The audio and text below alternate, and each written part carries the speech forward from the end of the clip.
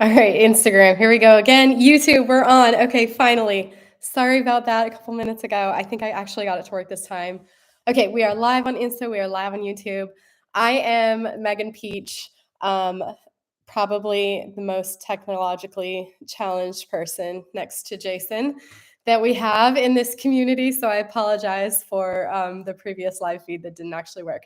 Again, I'm Megan Peach, and this is PT on Ice, your daily show. I'll be your host today. I am one of the lead faculty for the endurance division, and specifically in the injured runner course, both the live and the online courses.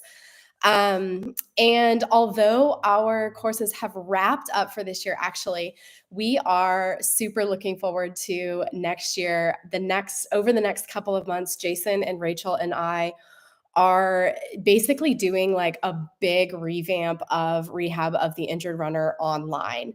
And so that course is going to look entirely different come January than it does right now. So if you haven't taken that course and you've taken the live course already, or even if you haven't taken the live course, this is going to be a great time to hop onto that course, just because the material is going to be really complementary to the live course, even more so than it has been in the past.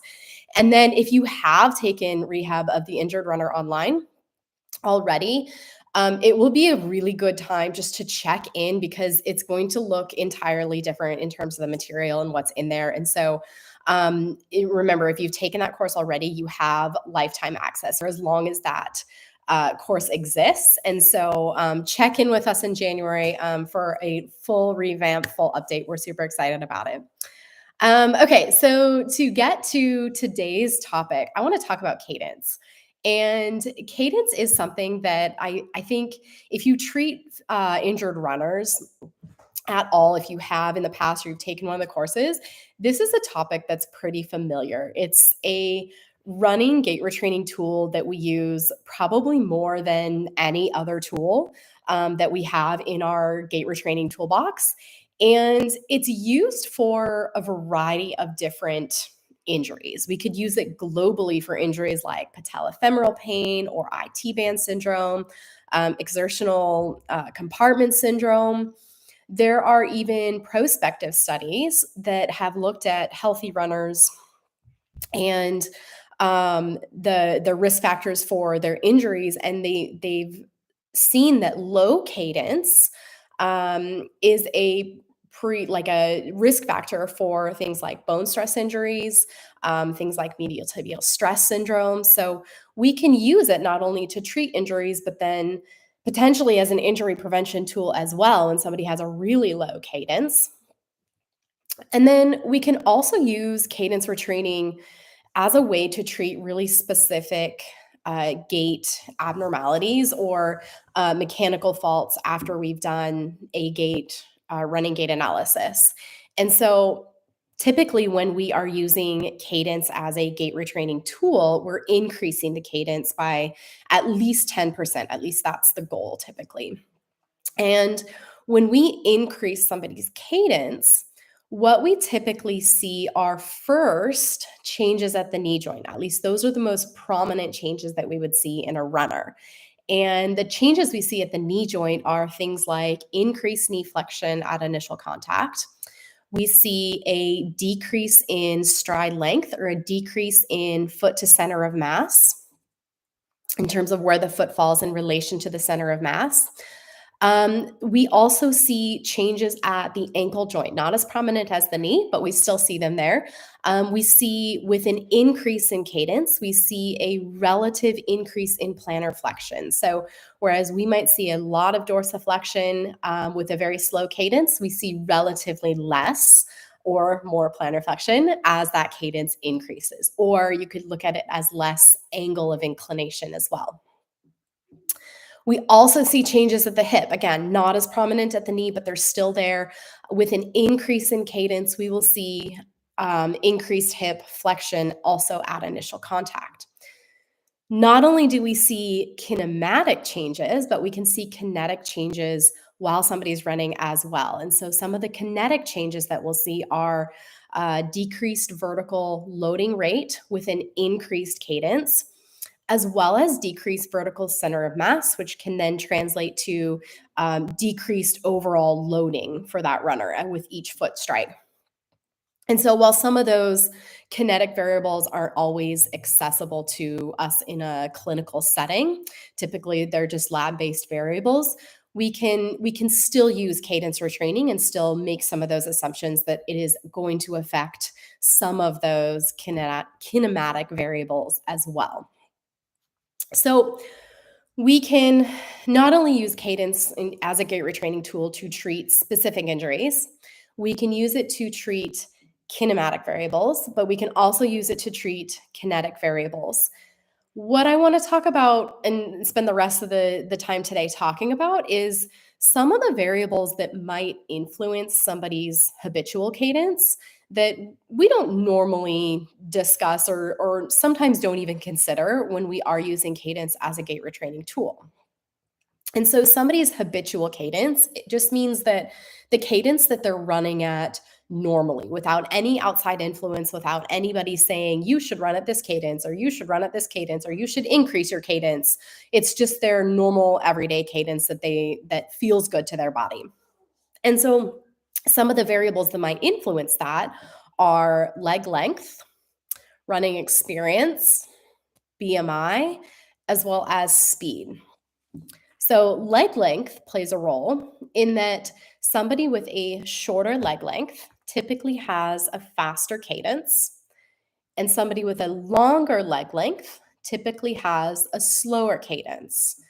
Okay, now there's obviously a very wide range of a spectrum there in terms of cadence and leg length. And so these variables are typically related to cadence only at, or I guess more strongly at the ends of the spectrum. So somebody with either very short legs or very long legs, their cadence is likely a little bit more related to their leg length than somebody whose leg length sits kind of right in the middle, or maybe that like middle 50% range.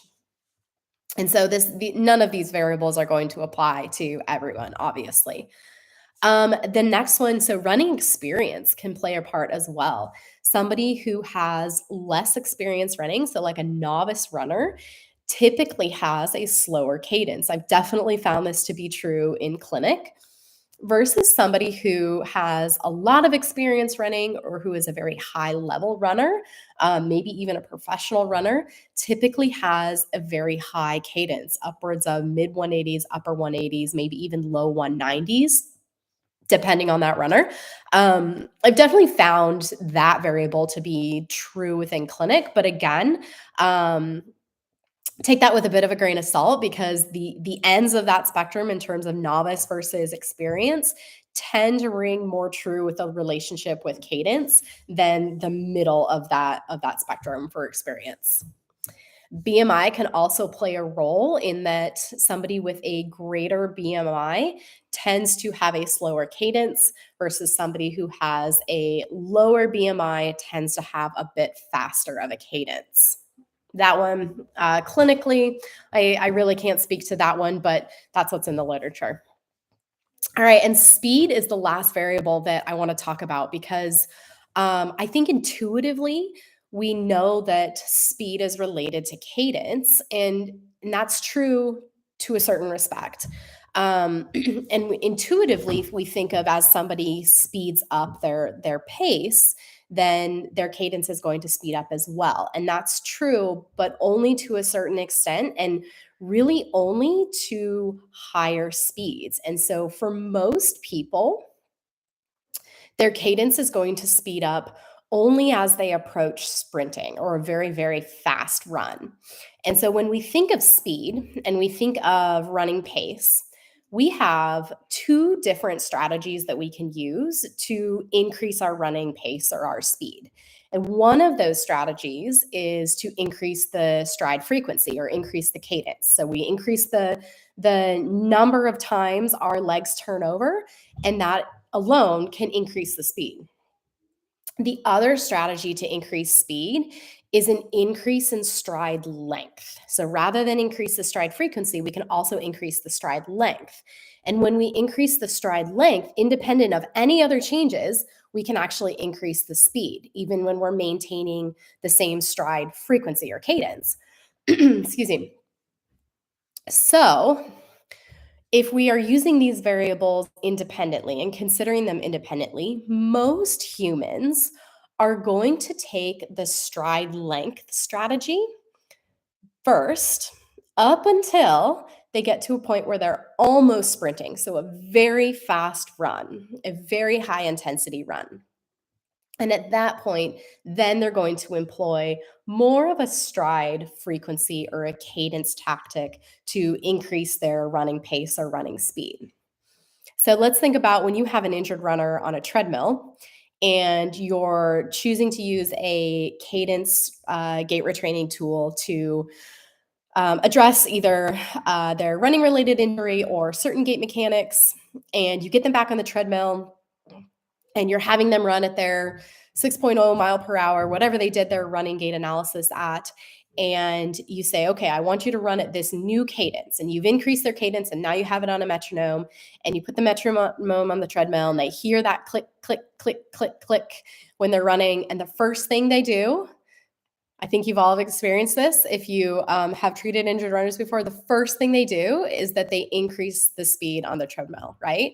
So why we don't want them to do that is that if they increase that speed on the treadmill, chances are they're also going to employ this increased stride length strategy to increase the speed. They may also increase their cadence as well, but we have to remove some of those variables. So if we keep them at the same speed that they did their running gait analysis, which should be a fairly comfortable speed for them, something they would run just an easy run, or even a moderate run. But let's say we have to keep them at that same speed for that we use for the running gait analysis while we're using that increased cadence, then they have no choice but to increase the cadence rather than increase their stride length. We don't want them to do that.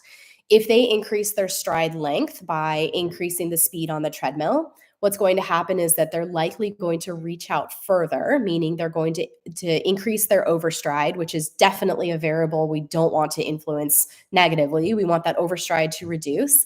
They may get increased knee extension at initial contact, which again, not a gait mechanic that we want to encourage. We want to encourage more knee flexion at initial contact.